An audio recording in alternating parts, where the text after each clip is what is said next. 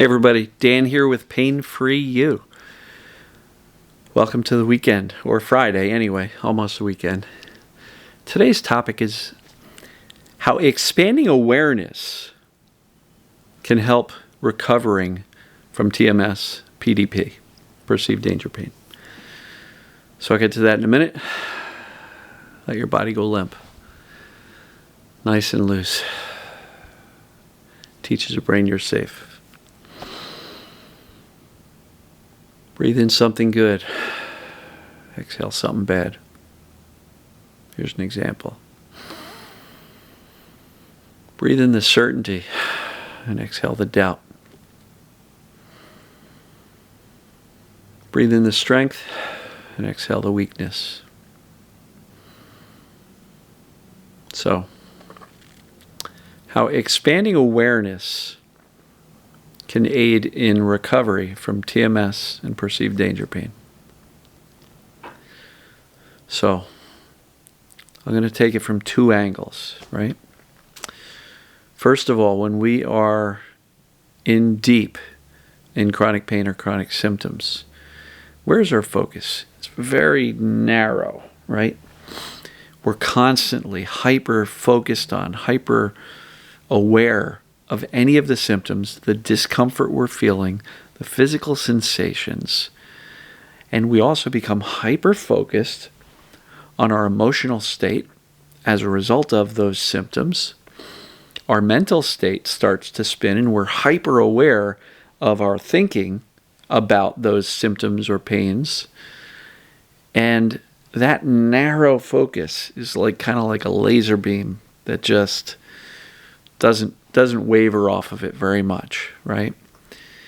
And so what I'm suggesting here is if we can expand our focus beyond, oh my goodness, I've got these problems that I got to solve. If you can expand our awareness beyond that, case in point, go outside, notice the birds, notice the squirrels, listen to the breeze going through the trees, notice the sky. Look at this, where the sun is setting or rising. Are there any clouds or is it overcast? Any planes in the sky? Expand your awareness so that you can take in other things besides this narrow focus on the symptoms or pains that you want to go away. So, neuroplasticity, why does this matter? Neuroplasticity means that the brain is going to wire what we think about and focus on most often. So if you're so narrowly focused on the symptoms and the pain and the emotions and the mental state, the spinning, fearful, catastrophic thinking, what do you think the brain's going to do? It's going to kind of wire all that stuff and it will become more habitual. So if you want to shift the neuroplasticity, expand your focus. If you can, focus on other things besides what you want to get rid of. Because focusing on the thing you want to get rid of doesn't make sense from a neuroplasticity standpoint. Now, I'm not real big on rewiring the brain and, amygdala retraining and neural retraining systems and all that stuff. But I just mention it so that you can have the context so that this actually makes sense to you. Because if you're so focused on the thing you want to get rid of, you're actually squeezing tighter onto that thing you want to get rid of. It's not likely to go nearly as easily as if you expand your awareness. So expanding your awareness beyond the symptoms or sensations you're trying to get rid of. Notice things in life. If you're in an apartment building and you're hearing a conversation from the next door neighbors, snoop a little bit. Listen, what are they saying? Right? Is there somebody taking a walk outside? Oh, what are they doing? Right? Expand your awareness to the outside world, because when you do, you start to live more in the outside world and not nearly as much in the turmoil of the inner world. And it actually feels good to be aware of something other than your struggle, right? So that's one aspect of this. Now, I talk a lot about teaching the brain safety. teaching the brain that we're actually okay already. Now, you don't teach the brain you're safe by going, oh my goodness, this is so painful. Narrow focus, narrow focus, narrow focus. Nothing else, is present. Nothing else exists except this suffering and this pain and these symptoms, right? What I'm encouraging people to do through my course and my coaching is to teach the brain that we're safe. It starts with clarity, building that solid foundation that I understand TMS, perceived danger pain, means by definition, my body's okay. So what am I freaking out about? If my body's okay, we just have to teach the brain that my body's okay so the brain can turn off that warning signal called pain or other symptoms. Okay. So one of the things I talk about is expanding our awareness, becoming aware of our emotional state, our physical state, and our mental state. Because Sarno's right. Emotions are perceived as dangerous by the brain, or at least for many people they are. And the brain, when it perceives the emotional danger, can create symptoms, something physical like pain or something else, to distract us or protect us from those emotions that the brain has decided are dangerous because of how we were raised and, taught about emotions. I think he's right. The brain perceives them as dangerous, which fits under my umbrella of perceived danger, creating symptoms and pains. So if that's the case, and I know it is, then the best way to turn off the brain's response to emotional pain with emotional distress with something physical like pain, the best way to turn that off is to teach the brain that emotions are safe. How do you do that? By feeling them. So many of us will kind of go through the world numb to our emotions because we've been suppressing them for so long. So expanding your awareness to start to notice when you're getting agitated, upset, sad, despondent, fearful, angry, rageful, and simply allowing yourself to feel those emotions without judgment.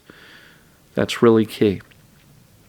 So awareness, expanding your awareness of your emotional state, feeling the emotions without judgment, and, just as important, without the story. You already know why you're upset. Just allow yourself to feel it, experience it, so it can pass, right? Expand your awareness to your physical state. And how I start these videos is a little clue. If you are aware of your physical state and you notice you're breathing shallow and your body's all tense and tight, now that you're aware of it, you can make a decision to go, I can let my body go limp. I can relax it. I don't have to walk around guarded and protected and tense and tight all the time, because when I do, I end up breathing shallow, and nothing about a tense body and shallow breathing says safety. But a nice relaxed body, so that you can breathe naturally, that says safety, and your subconscious brain is paying attention. So again, expand your awareness to your emotional state, feel your physical state, relax so you can breathe. Also expand your awareness to your thinking, your mental state. Because if you're not aware of it, you might get caught up in your catastrophic, fearful thinking, habitual thinking, oh my goodness, oh my goodness. And you may spend your entire day, week, month, year, decade doing that without even being aware of it. So expand your awareness. The awareness of your mental state and this fearful loop cycle of catastrophic, worrying thinking, when you become aware of it, you can go, that can't be helpful, because that thinking is just perpetuating the fear, also known as perceived danger. So you're not going to be able to change and shift your focus, or at minimum, not take your own thinking seriously if you don't know that you're in those fearful negative thought loops over and over and over. So expand your awareness to your emotional state, your physical state, your mental state. Make gentle shifts. Feel the emotions. Relax your body so you can breathe. And don't take your own thinking so seriously. Now, when you do notice your symptoms, how do you respond? Do you respond with this narrow focus where that's all you can see? Or do you respond more with okay, I know what it is. I'm not afraid because I know by definition I'm not broken. So I'm going to shift my attention away from it and remind myself of all the facts that I know that my body's not broken. The brain is just perceiving danger. And the more consistently you can show up for yourself, calmly, confidently, with that clarity that there's nothing wrong with you, the quicker your subconscious brain's going to get the message that, hey, look, Dan's not upset about this. I guess I shouldn't be either. Dan's not afraid of these symptoms. I guess I, the subconscious brain, shouldn't be either. And the last piece is shift your attention away from your symptoms to something else. Engage in life. And that goes back to the first half of this video where I'm talking about expanding your focus. Expand your focus.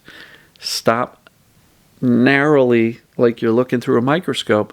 Stop narrowly looking at your symptoms as if that's the only thing that's going on. There's not. If you're out in public,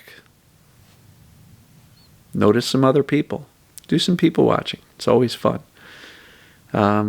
Listen to a kid laughing, right? Call up a friend.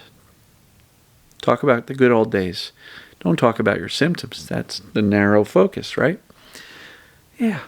Get out of your, inner turmoil and into life. Expand your focus. Expand your awareness so that life becomes bigger than just your symptoms. So I'm going to wrap it up here.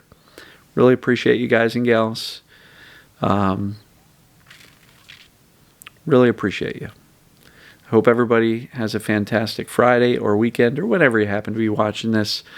Might be months down the line. But I appreciate you. You're awesome. Love you. And we'll see you tomorrow. As always, take care.